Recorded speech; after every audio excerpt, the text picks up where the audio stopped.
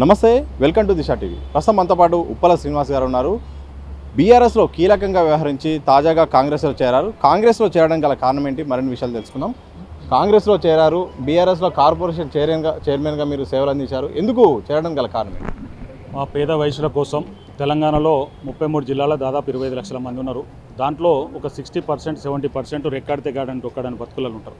ఆ పేదల కోసం వైశ్య కార్పొరేషన్ రేవంత్ రెడ్డి గారు ఇచ్చారు కాబట్టి తెలంగాణలో ఉన్న 25 లక్షల మంది వయసులకు ఒక న్యాయం జరిగింది ఇప్పుడు. ఎందుకంటే మేము 10 సంవత్సరాల నుంచి పాదయాత్రలు కానీ ధర్నాలు కానీ ఎన్నో చేసినాం, నిరాహార దీక్షలు ఎన్నో చేసారు. మా తెలంగాణలో 33 జిల్లాలలో ఎన్నో ఆటుపోట్లు ఎదుర్కొని మా దాంట్లో కూడా గుమాస్తా పని చేసుకుంటా వాళ్ళ బిడ్డల పెళ్లిళ్ళు చేయలేని పరిస్థితిలో ఉంటే కూడా ఇలా వైశ్య కార్పొరేషన్ అనేది ఇలా పేద వయసుల కోసం వాళ్ళు ఒక అమెరికాకు పోయినా, లండన్ పోయినా, ఆస్ట్రేలియా పోయినా వాళ్ళు ఎంఏ చేయడానికో ఎంబీఏ చేయడానికో చదువుకోవడానికి ఇలా గవర్నమెంట్ తరపున 10 లక్షలు 20 లక్షలు ఒక చిన్న చిన్న కిరాణా షాపులు కూడా వాళ్ళకి పనిచేయలేని పరిస్థితి ఉన్నాయి. ఇలా మాల్స్ వచ్చి అటువంటి పరిస్థితిలో ఒక 10 లక్షలు 5 లక్షలు వాళ్ళకు సబ్సిడీ తోటి వితౌట్ ఇంట్రెస్ట్ తోటి గవర్నమెంట్ తరపున కూడా కార్పొరేషన్ నుంచి ఇస్తే కూడా బాగుంటుంది అనేది ఇలా రేవంత్ రెడ్డి గారి నాయకత్వంలో పనిచేయడానికి ఇలా నేను పెద్ద ఎత్తున జైన్ అయ్యి ఇలా 33 జిల్లాలలో 15 ఎంపీ సీట్లు గెలిచే విధంగా మా వైశ్య సోదరులందరికీ న్యాయం చేసే విధంగానే ప్లాన్ చేస్తున్నాం. సో మీరు బీఆర్ఎస్లో ఉన్నప్పుడు చాలా అంటే కేటీఆర్ కానీ కేసీఆర్ కానీ సత్సంబంధాలు ఉన్నాయి. అప్పుడు కార్పొరేషన్ గురించి మీరు డిమాండ్ చేసినప్పుడు అని అడిగినప్పుడు కానీ ఎలాంటి రెస్పాన్స్ వచ్చింది? మేము అప్పుడు కూడా వైశ్య కార్పొరేషన్ కావాలి,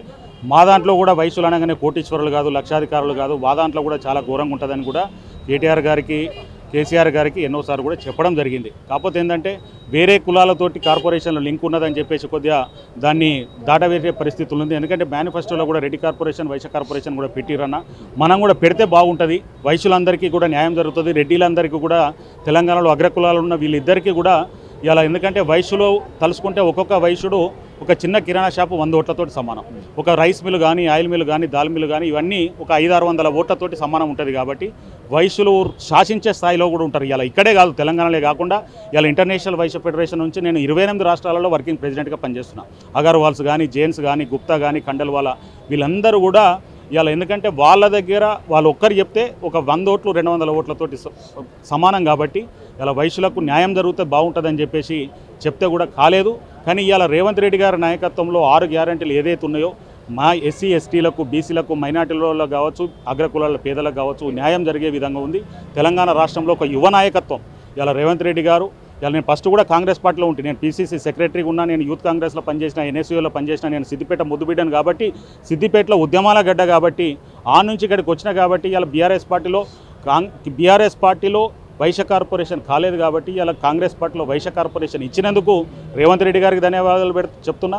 ఇలా తెలంగాణలో ఉన్న మంత్రిమండలికి కూడా ఒక అన్ని కార్పొరేషన్లు ఒకటే రోజు 17 కార్పొరేషన్లు చేయడం అంటే ఒక గర్వంగా ఫీల్ అవుతున్నాం. సో మీరు బీఆర్ఎస్లో ఉన్నప్పుడు కార్పొరేషన్ చైర్మన్గా చేశారు, తర్వాత ఉప్పల్ టికెట్ ఆశించి భంగపడ్డారు.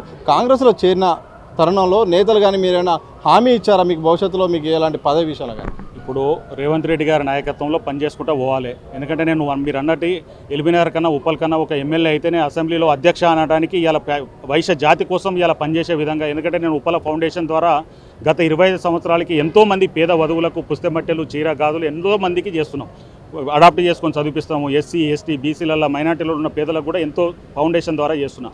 మా సొంత ఊరు లక్ష్మీదేవపల్లిలో కూడా ఒక 500-600 గదాల ఇల్లుంటే ఆ ఊరు కోసం కమ్యూనిటీలు కట్టించినాం, ఒక ఆంజనేయ స్వామి టెంపుల్ కట్టించిన, ఒక లైబ్రరీ కట్టించిన, గాంధీ విగ్రహం పెట్టించిన. ఎందుకంటే పుట్టిన ఊరును మరవద్దు, చదువు చెప్పిన గురువును మరవద్దు, కన్న తల్లిదండ్రులను కూడా దూరం పెట్టద్దు అని చెప్పేసి ఒక సంకల్పంతో ఒక యువకులకు కూడా నేను ఇదే కాన్సెప్ట్ తోటి వాళ్ళకు ఒక గీత బోధలాగా చేస్తాను. ఎందుకంటే మనకు తల్లిదండ్రులు ఎట్లా మనల్ని 9 మాసాల మొన్నేసి మన తల్లి ఎట్లా కన్నదో వాళ్ళను ఓల్డేజ్ హోమ్లో పెట్టద్దు అనేదే నా సంకల్పం. ఇలా కాంగ్రెస్ పార్టీలో ఇలా రాహుల్ గాంధీ నాయకత్వంలో, సోనియా గాంధీ నాయకత్వంలో ఇలా తెలంగాణ రాష్ట్రం వాళ్ళు ఇలా 29వ రాష్ట్రంగా తెలంగాణ రాష్ట్రం ఏర్పరిచి వాళ్ళ నాయకత్వంలో పనిచేయడానికే ఇవాళ నేను కాంగ్రెస్ పార్టీలో జాయిన్ అయ్యి ఇలా 33 జిల్లాల్లో మా వైశ్య జాతిని అంతా వన్ సైడ్ చేసే విధంగా కూడా నేను ప్రయత్నం చేస్తాను. సో 10 ఏళ్ళు బీఆర్ఎస్ అధికారంలో ఉన్నది, తర్వాత ఓడిపోయిన తర్వాత వరుసగా కీలక నేతలు కూడా అందరూ పార్టీ నుండి బయటకు వస్తున్నారు.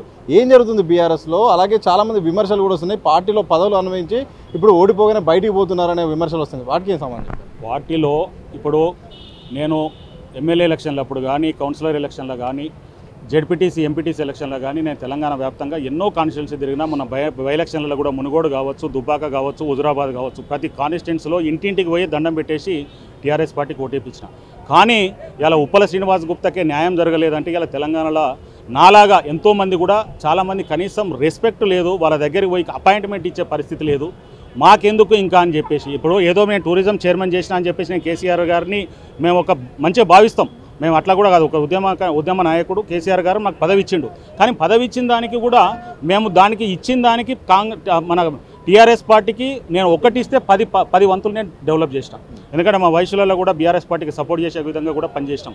కాకపోతే రాను ఎట్లయిపోతుందంటే మా కోసం కూడా మేము వయసుల కోసం కార్పొరేషన్ అడిగితే కార్పొరేషన్ అని చెప్పి మేము 100 సార్లు మొరబెట్టుకుని, నేను గజ్వేల్ నుంచి కూడా పాదయాత్ర చేసి 200 మంది పోలీసులు అప్పుడు కంచాయిలే ఇష్యూలో కూడా మేము ఎంతో పోరాటం చేసినాం. కోమట్ల మీద సామాజిక స్మగ్లర్లు అని పుస్తకం రాస్తే కూడా దాన్ని కూడా మేము ఖండించినాం. ఇవాళ కార్పొరేషన్ రేవంత్ రెడ్డి గారి నాయకత్వంలో ఇవాళ మా వైశ్య జాతికి న్యాయం జరుగుతుందని చెప్పేసి ఇలా రావడం. సో మరికొద్ది రోజుల్లో పార్లమెంట్ ఎన్నికలు ఉన్నాయి, తర్వాత ఇక స్థానిక ఎన్నికల తర్వాత ఇంకా వరుస ఎన్నికలు కూడా ఉన్నాయి. సో మీ పాత్ర పార్టీలో ఎలా ఉండబోతుంది?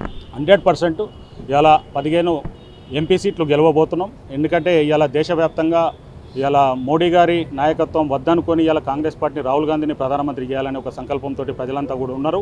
ఇవాళ కులాల మధ్యలో మతాల మధ్యలో పంచాయతీ పెట్టే విధంగా ఇవాళ బీజేపీ పార్టీ ప్రయత్నం చేస్తుంది. కాబట్టి ఆ ప్రయత్నాన్ని వమ్ము చేసే విధంగా ఇవాళ కాంగ్రెస్ పార్టీ రావాలని చెప్పేసి, యూపీఏ గవర్నమెంట్, ఇండియా గవర్నమెంట్ రావాలని చెప్పేసి ప్రతి ఒక్కరు కూడా కోరుకుంటారు. ఇవాళ రాహుల్ గాంధీ నాయకత్వంలో, ఇవాళ రేవంత్ రెడ్డి గారి నాయకత్వంలో వయసులంతా కూడా తెలంగాణ వ్యాప్తంగా ఒక 15-14 సీట్లు వచ్చే విధంగా మేము ప్రయత్నం చేస్తాం. ఒక సైనికుల్లాగా పనిచేస్తాం.